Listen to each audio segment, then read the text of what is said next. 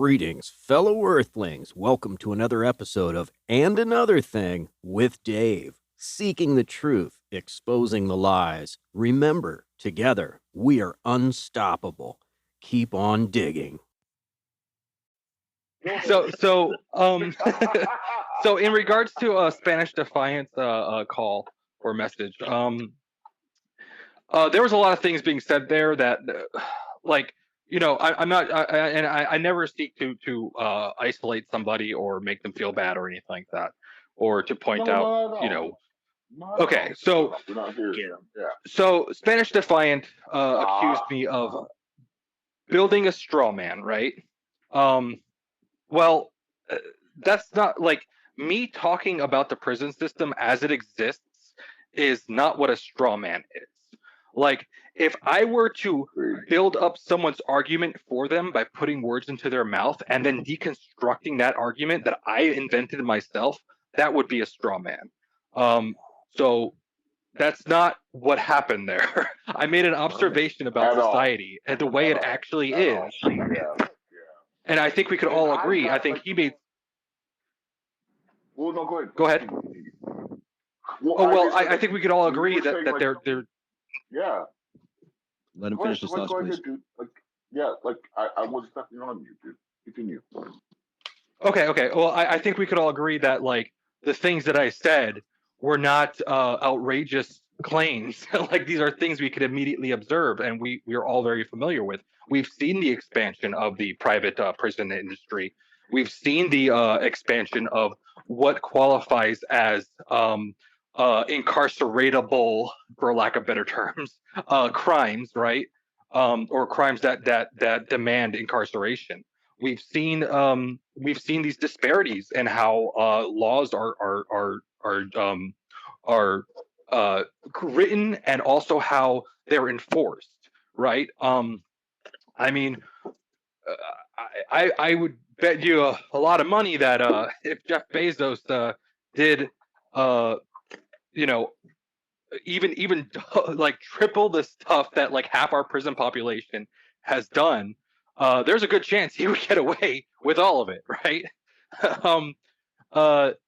It's that's how our society works. There are very powerful people, and there are very not so privileged and powerful people. But to sit there and say that, like, well, actually everything you said was basically a lie, because actually what the problem is this one particular law, I think is really, really short-sighted and unrealistic. If you think you could change the world by changing our drug laws, you're mistaken. We have an addiction to slavery, as I said earlier. Changing the drug laws, while is something I actually advocate for, I agree we should change the drug laws, but that would come with a lot of other stuff. The drug laws being the way they are right now, how we criminalize substances and the distribution of those substances, eliminating that that's an excuse, right? Like, that's an excuse we use to continue this and to propagate the prison system, the for-profit prison system. These people, especially when we talk about the specific angle, the for-profit prison system, as we said earlier, have a legal responsibility to their stockholders. They're going to do everything in their power to make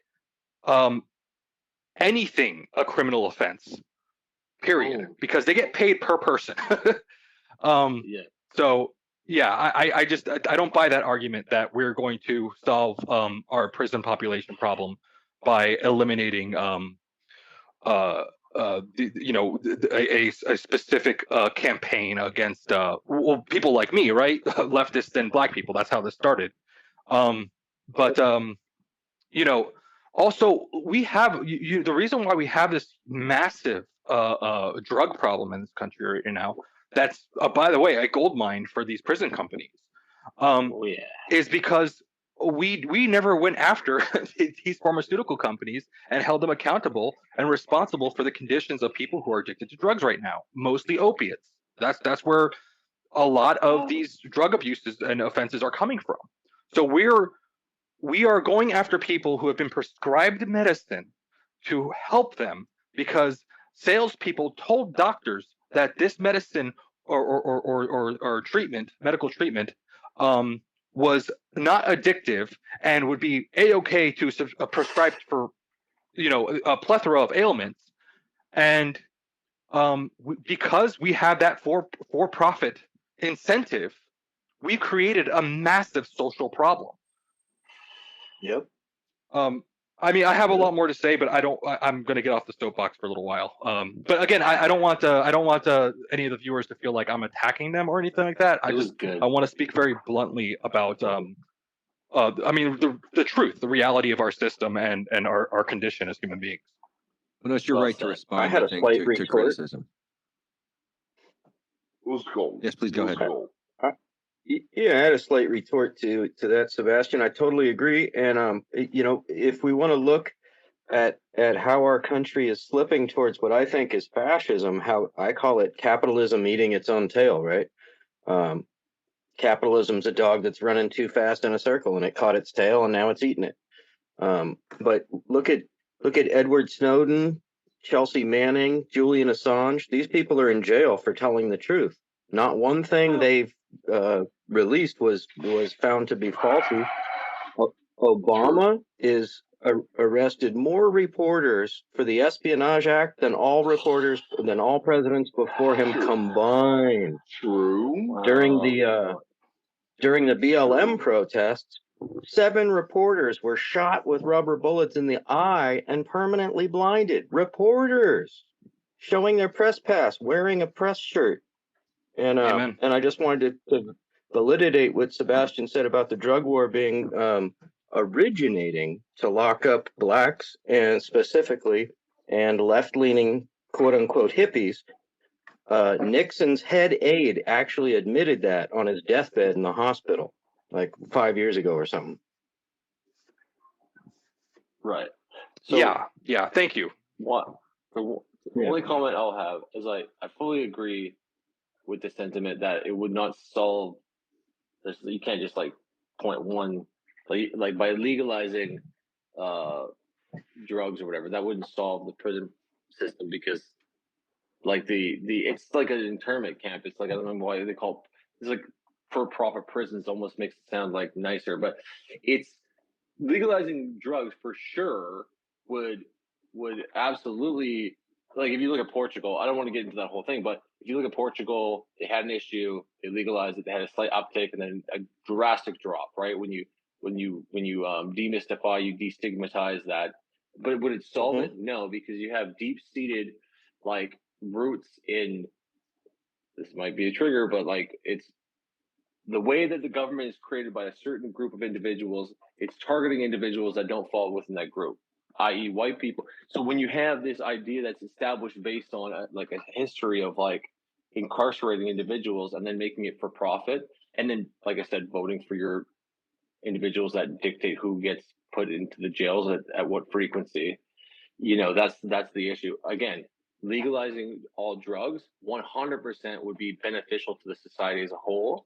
And it's proven that it would diminish and lower the amount of individuals like searching out that as an escapism or a way to like solve mental health issues.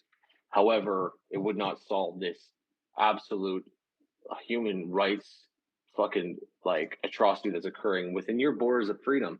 And again, before I finalize my point, not to pump your tires too much because Canada did a great job of like really celebrating. You do have a way of articulating ideas, and as I'll be a little facetious here, as a pinko commie, you're like, you don't, that's a joke, you're not solidified in like this idea that capitalism is just horrible if you don't get on the board with it. Like, sometimes there's that rhetoric, and I appreciate it, and I appreciate honestly, every time I come on the show, these guys always have amazing co-hosts, so I'll put it in right there. I appreciate. Stop it.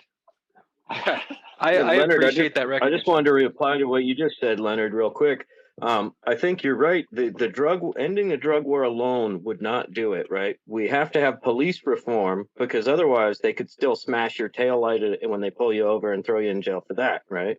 So unless we have Right. systemic police reform, I mean, we need societal reform, right? Police, our government system is all messed up. Finance, Yeah. yeah. Yeah, you like if you're like, again, we're all North Americans here. We all have bully issues, right? If it starts with the idea of like addressing that, I know it sounds so simple and like I don't know, I'm simplifying this, but it's this bully culture, right? So we need to have a bad guy who's better than Yeah. who, and it's propagated through the Mhm. policing system, right? Again, I don't know about reforming, but just reestablishing what it means to be a police officer, and uh, promoting individuals that anyway. I kind of gone on a little tangent there, Yeah. but I love Americans, but De-escalation, yeah. yeah, the American government's fucking crazy. Like, it's not even, there's no reason that you all shouldn't be fucking living the high life down there. The amount of money you guys, Agreed. Agreed. there's no reason. crazy. You have everything in your borders. Like, I always bring up this Leonard, analogy. This will blow your mind, Leonard. The leading cause of Okay. bankruptcy in the U.S. is healthcare bills. Oh yeah. If they Yes, don't get it you is. with if they don't get you with education, like if you can't get into education, that'll be a debt. Then Yes. the next Yeah. the next thing will be health. The next thing will you're like, well, fuck, I can't get a job. So then you might be pushed into doing things that are deemed illegal by your local community. That then they'll scoop you up in the prison system, right? Or if you make it through all that, Yeah. they'll get you with healthcare. It's like a foreign entity Yeah. is literally attacking you. And I'm always like, when are you guys? Again, I'm a Canadian. We think guns are for bullshit. But when are you going to use these guns for tyranny? You're always like, we're going to have our guns in case the government, the tyrannical government's going to suppress us or oppress us. I'm like, wait, what? When are you going to use those guns? So is Not what to, we're like- talking about? So is what we're talking about possible? And this is I'm going to pose this to the panel. Is what we're talking about possible without violent revolt or violent uprising? Yes. Only Of with a course. huge economic Yeah. crash where it becomes obvious, and the emperor has no clothes. Only in that situation, I think. You demonstrate. Well, I mean, You Go ahead. demonstrate. Look, Go ahead. you demonstrate. You cannot use. It's been proven in America. You cannot motivate individuals in America through this idea of supporting your community. They think you're obsessed with not ever having a handout for whatever reason. So you can't use that technique. You need to use the numbers. So by providing education, by providing healthcare, showing the numbers, showing the value and the benefit to society and how capitalism can flourish as you have debt-free, unburdened individuals, right? Healthy, the way that the capitalist economic system can flourish under that support right. system. damn Then right. and Damn right. Yeah. by showing that you're locking up and separating a whole 2 million citizens from interacting with society after they've gone through your indentured work situation, which you call prison, you're diminishing the ability for capitalism to flourish, right? And that in itself, but you have to use the numbers because for whatever reason right now, there's this obsession with never having a handout. We're not great at numbers. That's- You're No, we're not. you're We're not. obsessed. You're not good with numbers. We are. We always Yes, have we so are much. stuff with You're right. We're stuff with numbers. I, as a part of me wants to just do the math on it as what I do this is what I do every day, right? I almost want to quantify that and demonstrate the thing is in this hyper capitalist society, you're looking at tomorrow, right? Whereas you look at other countries like China, which gets this fucking stigmatism about, oh, China bad, but they have 100-year vision, right? So if you started having a longer vision, the best part about where capitalism is in America right now is that it's at like the bottom of a fucking trough. Like, you know, you have a wave, right? There's peaks and troughs. You're at the bottom part. The best part about that is that there's a peak coming. There's a fucking peak coming, right? So you could like lots to look forward to. But it's just establishing that, like, you know, certain things that seem like antithetical to the narrative of free market would be a way to sustain capitalism in the long run by purely promoting that. Does anyone like hit that the point to where, like Leonard just said, we have Thorn and Cube play those spots and like move on. What? The group here sounds very much so like a course. Like, there's nobody who has any what you call it. Nobody's skeptical. Nobody has objections. It's just something that I never put myself in. I always like talking to people who don't agree with me, who have opposing views, or who are skeptical. I never try to get with people who like agree with me. I'm a very big skeptic, and I like people challenging me and like on my ideas and my objectives. At times, I want to have educated people, or people who they might have points where like I might not have such a great point on one thing. That's Can why I you're respond here, to that? brother. Yeah, that's what I was gonna say. Yeah, go ahead. Perfect. Please, Like but if you have objections, there is a comment button, and feel free to use it, and you have been utilizing it before. So I mean, I don't understand. If there is an echo chamber here, then you need to speak up. And again, like this kind of stuff, like it doesn't bother me because it is what it is. But like this whole like, oh well, you're just living, like, if you listen, you have every opportunity to break this up, right? You have every opportunity to. So don't sit here and waste my time on these comments like, oh, you just sound like an echo chamber. Don't waste my time. Now, if you want to come with some heat and you actually want to bring your objections to the table, then please. But don't sit here and criticize the show because you have nothing to say. You have nothing more to say. Agreed. Bye. Agreed. I'm a skeptic. Just think about like my own right. like corruption that happens in financial institutions. How much money is lost in fraud or just bad financial instruments, or just bad business and corrupt business dealings, like altogether. Like, if you were to like sum up all the money that's been lost, you can probably like funnel all that money back into, if you were to get that money back. If society were to get that money back from corrupt institutions, we'd be able to support and uplift impoverished communities in America. But since our institutions are corrupt and the government is in their pocket, that's never going to happen, really. Well, I disagree, but not entirely. Just in the fact that, just everybody, just for a second, if you're listening, Emmanuel, right?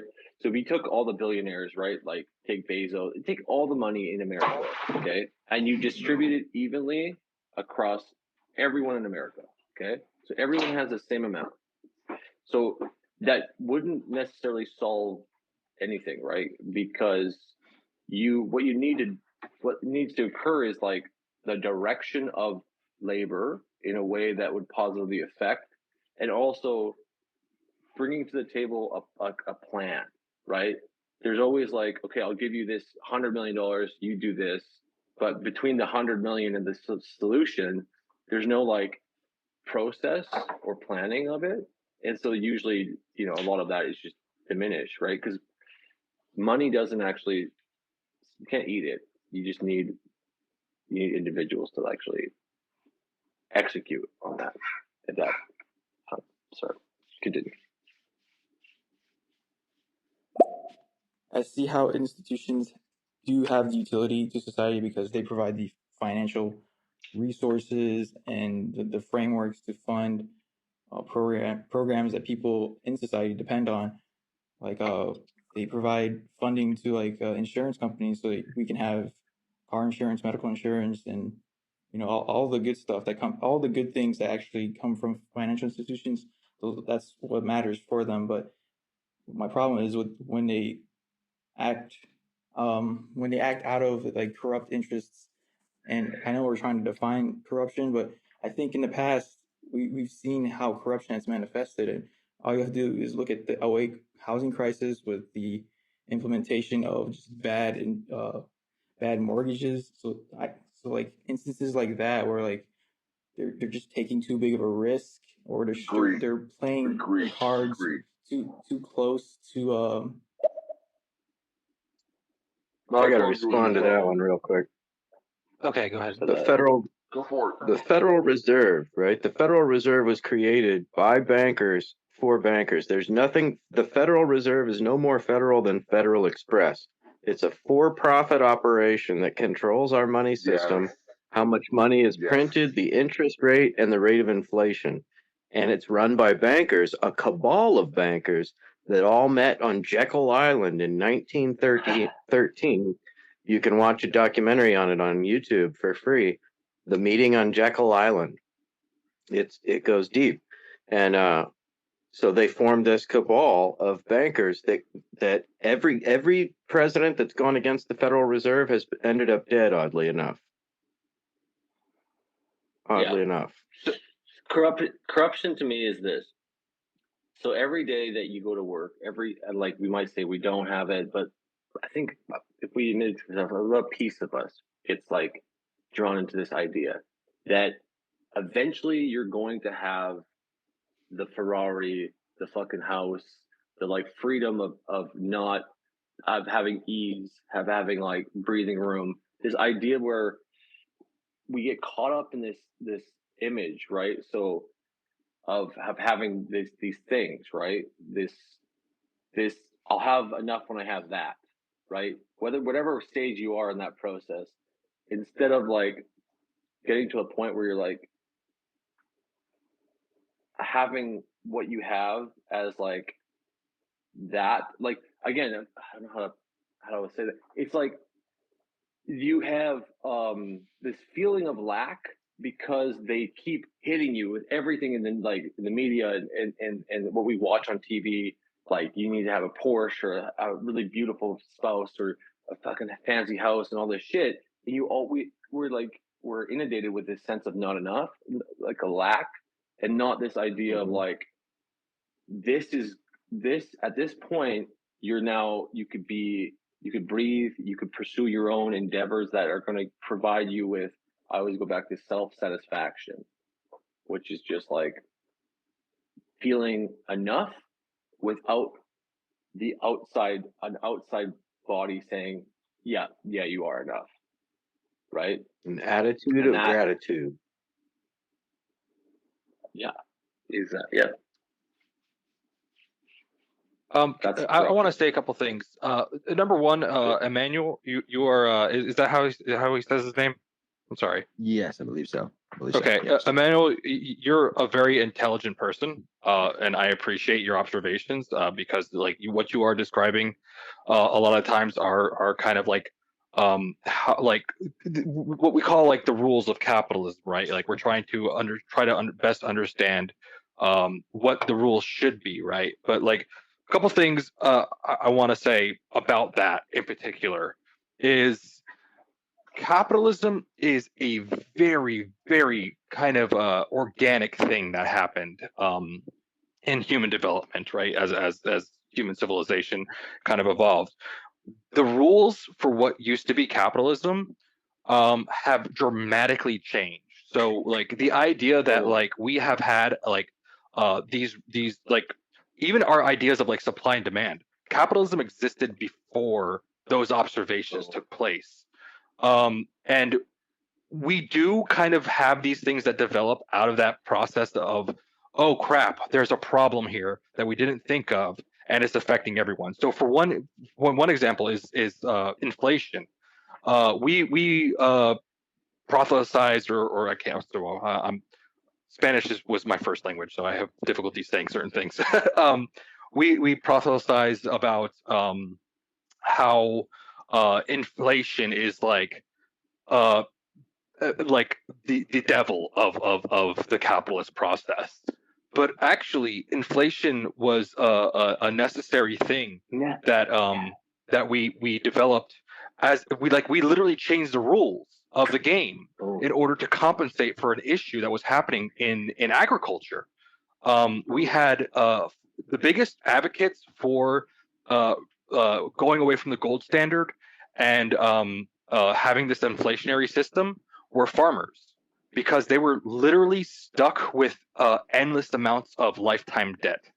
And with the inflationary process, they were able to pay off those debts without this haunting number that was like stationary. Its value always stayed the same, or in some cases increased. But with the inflationary system, they're still paying away at that number, but the value has changed. Now they have more money to combat a number that is technically worth less. Does that make sense? Or I'm really bad at Yeah. explaining this part. No, Okay, that was so- really well said. Yeah.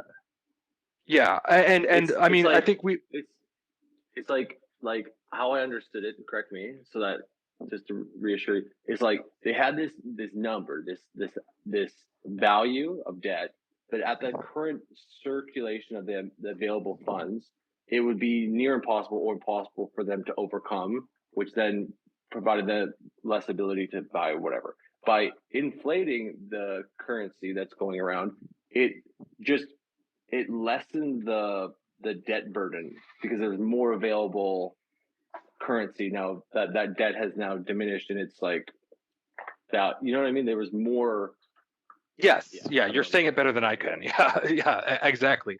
And that's just one process of capitalism that kind of came out of just kind of dealing with the problems of capitalism, because it's not this like understood planned thing, right? Like socialism would be. Like we would have far less problems with a socialist system than with a capitalist system, because there's still problems that are going to arise within capitalism. I mean, we see it every day. There are new challenges that we're panicking about, whether it's housing bubbles or our new credit system. So in those ways, because if we take a scientific approach and kind of like a data analysis, I think someone said quantity or quality surveying, those kinds of things would be integral to a socialist system. We would be able to foresee problems well into the future. And I'm not saying every problem is going to be solved this way, but when it comes to economics, we'll have a much more informed and much more equitable kind of how do I say system is what I'm trying to say. Yeah. Like the way, again, you said it. Now I'm like, oh, like, I'm nerding out. But what it does is, instead of like just anybody going, okay, I have these trees, right, this lumber, I can just charge you anything I want, because in capitalism right now, it's like, yeah, if the market takes it, you just like any amount of profit, right? But instead you go, okay, how much did it actually cost from even the growth of the tree, but to cut it down, the labor cost, to ship it, the gas, every component that it costs, plus a regulated amount of profit, you start to really understand the true cost, as opposed to, say, it costs only 10 cents to manufacture with labor, everything, and you just charge $100 for it. Like, that is corruption in its sense, because there's no need to have that much profit attached to that thing, right? You can still have a flourishing company with 10% overhead and profit after all costs are paid. You have still 10%. That's just capitalism. Extra. That's good capitalism. That's in the step what it is.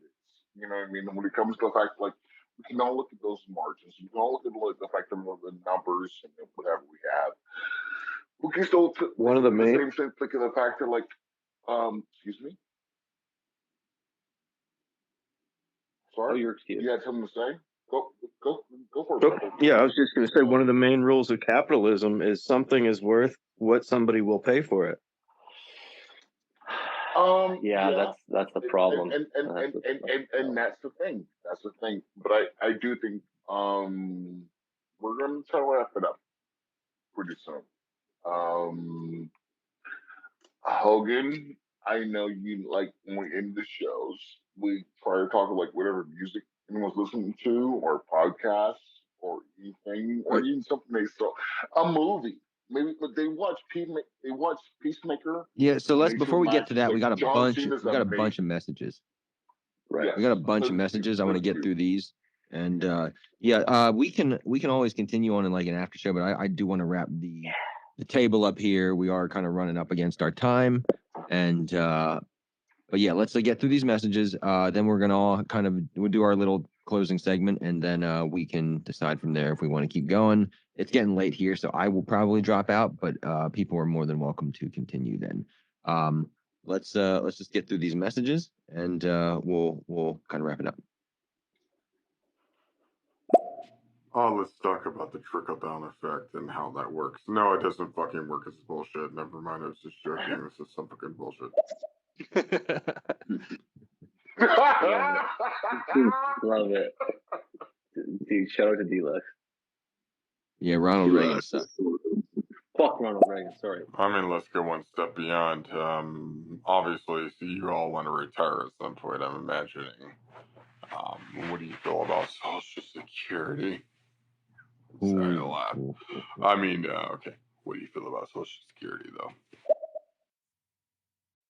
Thank you for tuning in to another episode of And Another Thing with Dave. If you're digging what I'm doing, picking up what I'm throwing down, please do share with friends and on social media. Until next time, keep on digging for the truth.